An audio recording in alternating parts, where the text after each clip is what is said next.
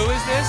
Duchess is a retired canine companion, but rather than cashing in her 401k, moving to a beach community and drinking sausage daiquiris all day, she now spends her time bringing joy and comfort to adults with brain injuries. P.S. Teresa was Duchess's puppy raiser. Reunited, and it feels so good. So cute. Thank you, Teresa and Duchess. Amazing. I know. Next, we have Sean Hanrahan and Buttercup. Buttercup. Buttercup. Bring it, Buttercup. Buttercup is an assistance dog in training.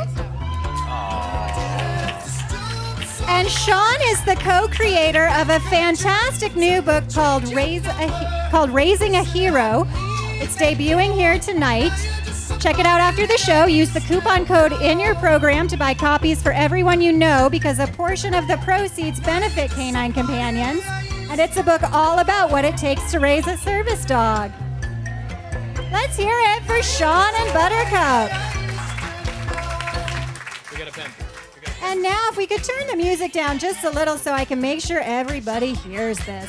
Ladies and gentlemen, I could not be more excited to welcome our next models to the stage. Last year at Hot Dog, we made it the goal to raise enough money to fully fund a graduate team. Everyone who was here was incredibly generous, almost as generous as you guys are going to be tonight, and we did it. And so now, it is my great, great pleasure to welcome to the stage the team funded by Hot Dog 2014. Please put your hands together for Nikki and Augie. Here with their parents, Vince and Ellie. Yay! Yes, Nikki and Augie. Yes. Nikki faces a lot of challenges in life, but Augie has helped bring him out of his shell, and now they face them together. Nikki is nonverbal, but Augie makes him laugh, and I know tonight he's going to make you cheer and cheer some more. Let's hear it one more time for Nikki and Augie. And on that fantastic note, that concludes part one of this evening's fashion show. Let's hear it for all of the contestants so far.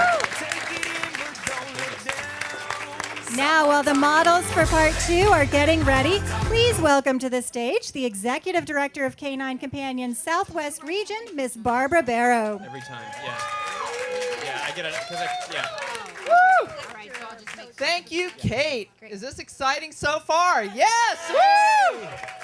I want to thank you all for being here tonight. Canine Companions greatly appreciate your support, and your contributions will continue to give the gift of independence to so many.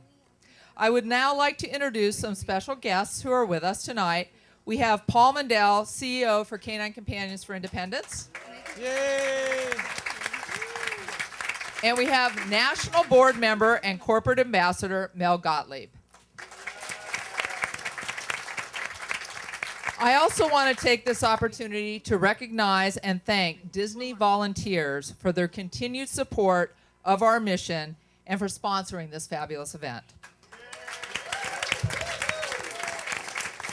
Your partnership with Canine Companions has helped change so many lives.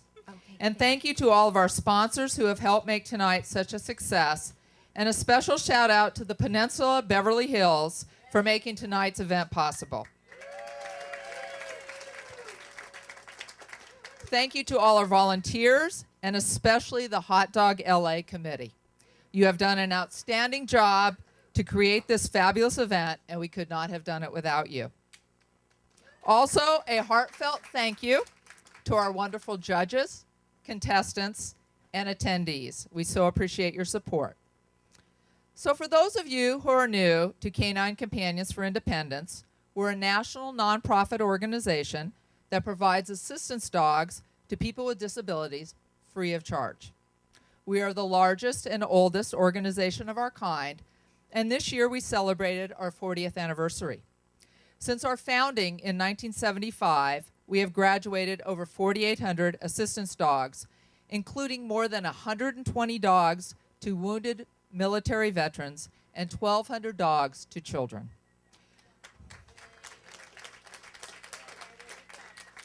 These assistance dogs are trained to help with practical tasks. They help people with limited mobility, open doors and drawers, retrieve dropped items, activate light switches, and sometimes they are even trained to pull manual wheelchairs. They help the deaf or hard of hearing by alerting to important sounds like kitchen timers, smoke alarms, and cell phones.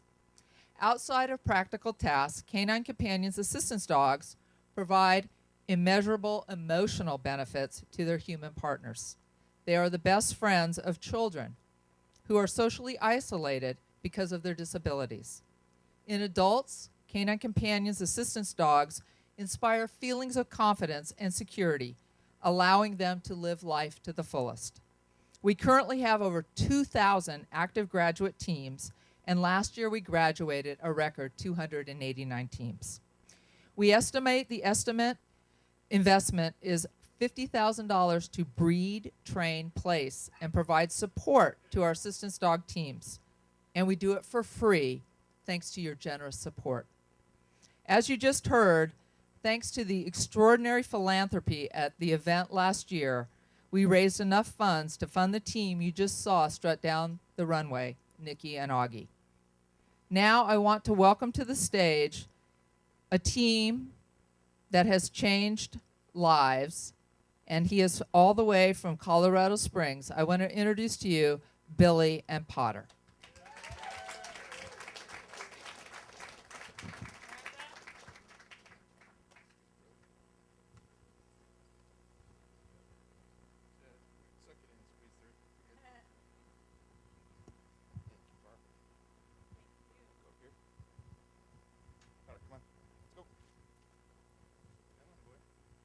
Thank you very much, Barbara. I'll have to admit this is my first time on a runway, so I'm hoping I can display half the command that those pups just did, and that the judges will take solace in that and not be too hard on me. Thank you very much. Potter, sit. They are three simple words that bring us all here tonight: canine, companion, independence. When taken on their own, each of those words has a different meaning, a different significance to everyone in this room. But when you put them together, they represent a team. They represent an organization that changes lives. They represent a family.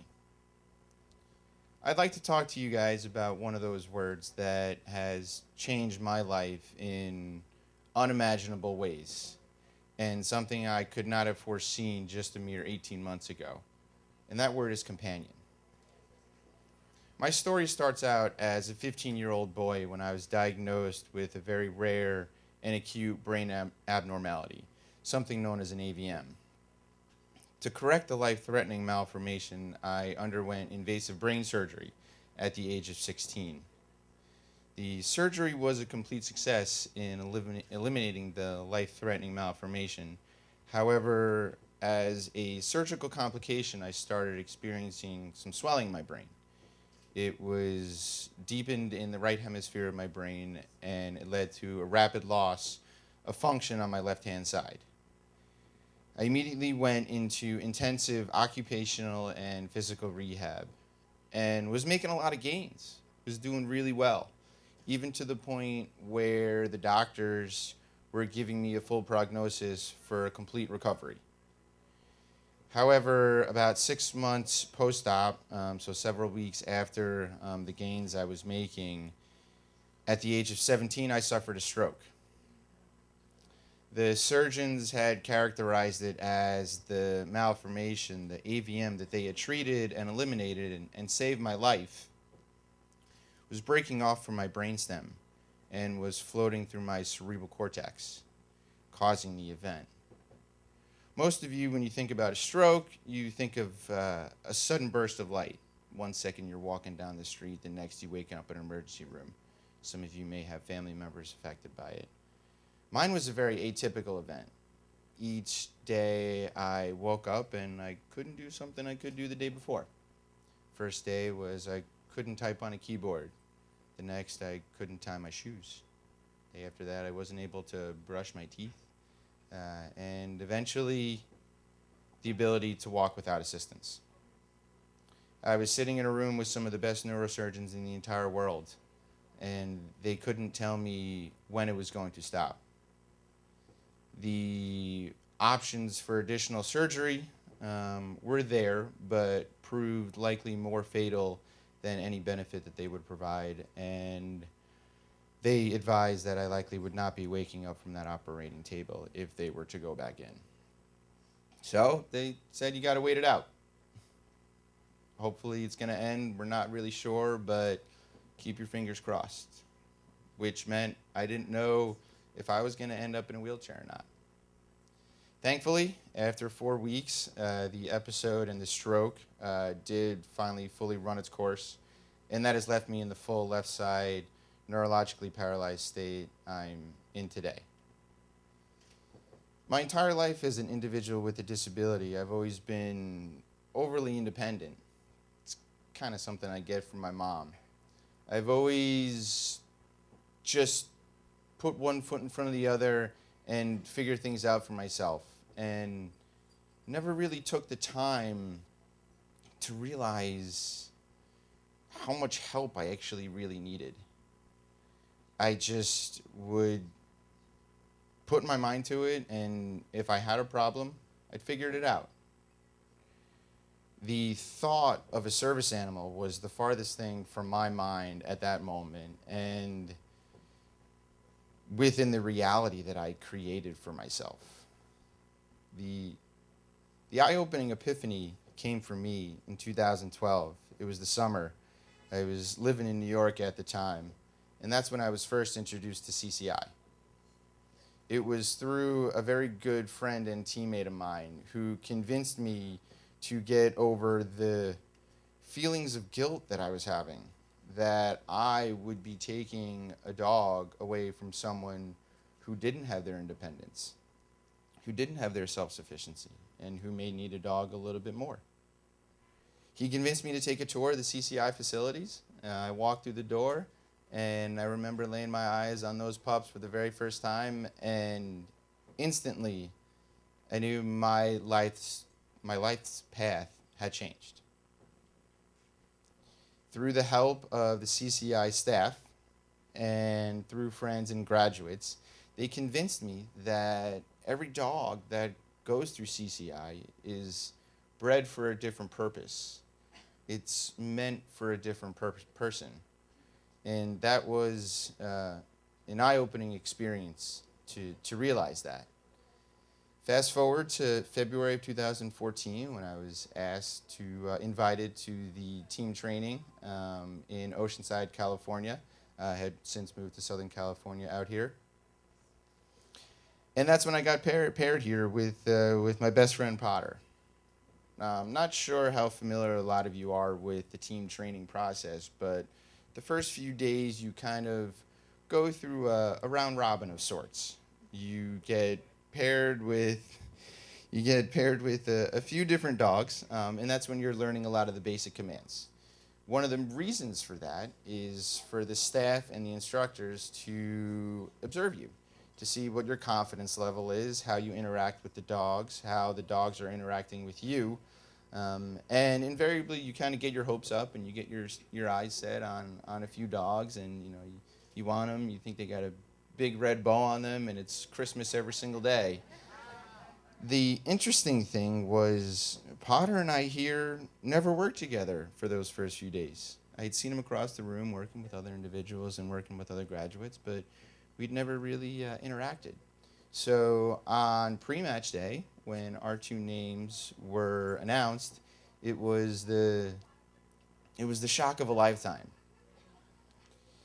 Potter here can help me in unimaginable ways.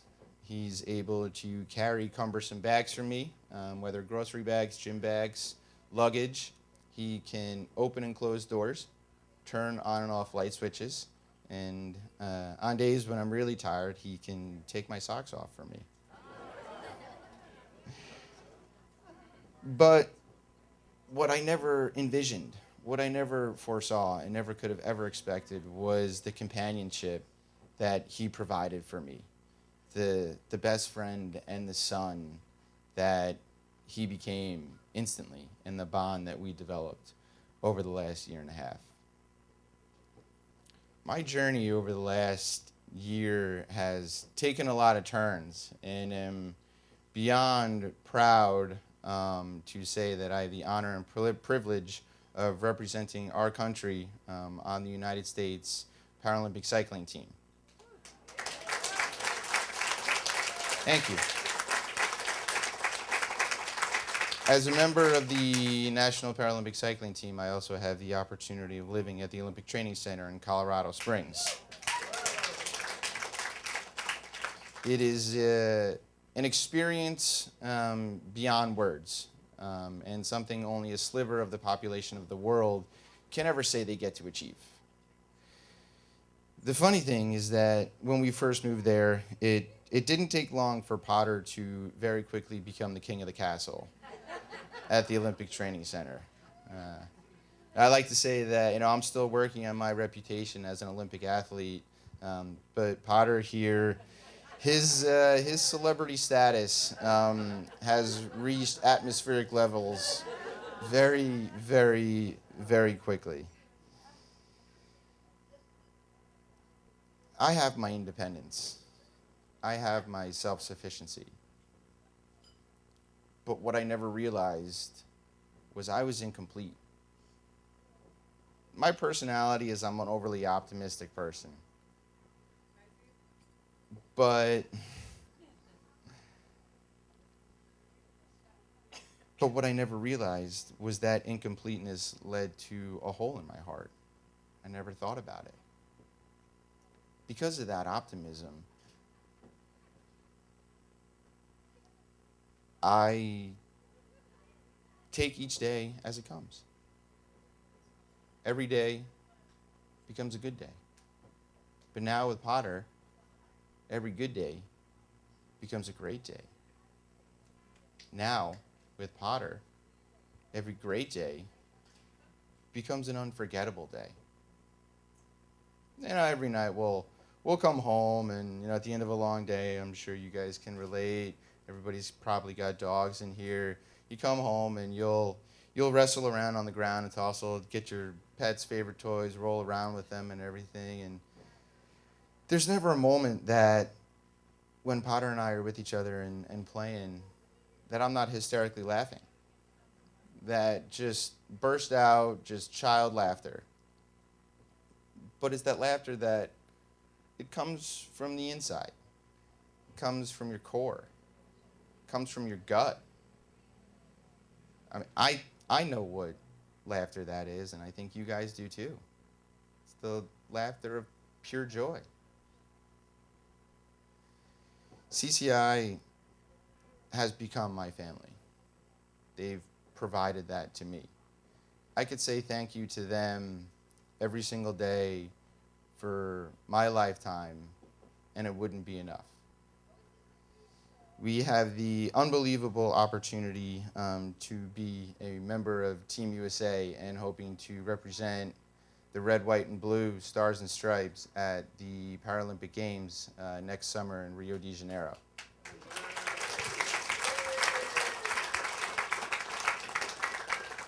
What I would just like to finish off by saying is thanking you all for coming here tonight and letting you know that CCI changes lives, plain and simple.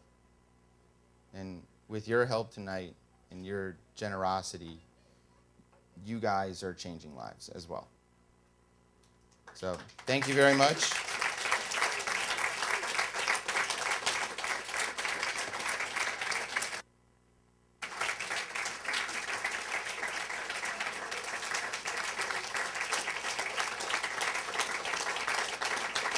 Potter, heel.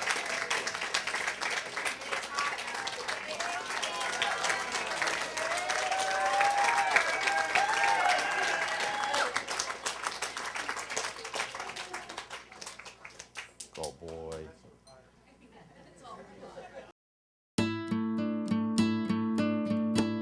Having a service animal is such a unique relationship, but you really can't fully articulate what their relationship means to you. It's so profound.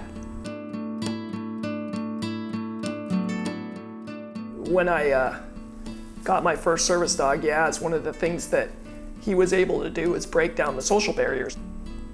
It brought out my personality, and I got a lot more confident. I was able to, start to date. I mean, it just was amazing how many doors it opened. So, I mean, it was just incredible how it helped me, find my identity.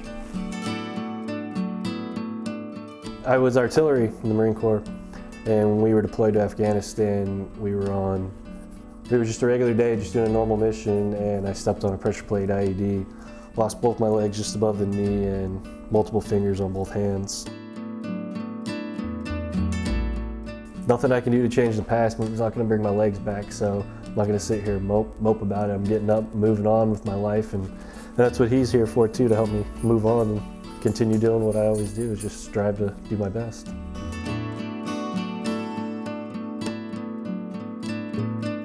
Pollyanna will be my most important companion to remind me that I can do anything, that I can continue walking. She's going to be able to help me when sometimes I feel like I can't help myself. It's more than just giving away a dog. I think you're given the opportunity to excel in their environment. This is what she needs, and the things that Lauren's gone through, she deserves this. The most meaningful thing about this program and how it all comes about is because people really do care about others. They care about animals, but when it comes down to it, this program it's all about caring for people, and the dogs are a way through that. Without you, my child might go unnoticed. Knowing that there are people out there like you, people that have a heart to know what us as parents and our children are going through, is everything to me. So, thank you. I love dogs. I love animals. I love what they do. They are amazing spiritual gifts from God. And I think we should all sit back and just applaud what Canine Companions have been able to do with these magnificent animals, because it's made me a much better person.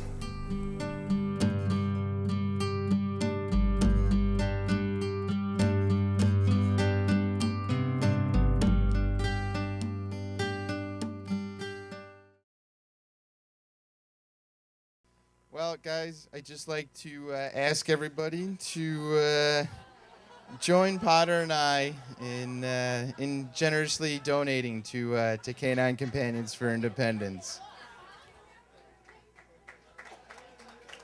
Go boy.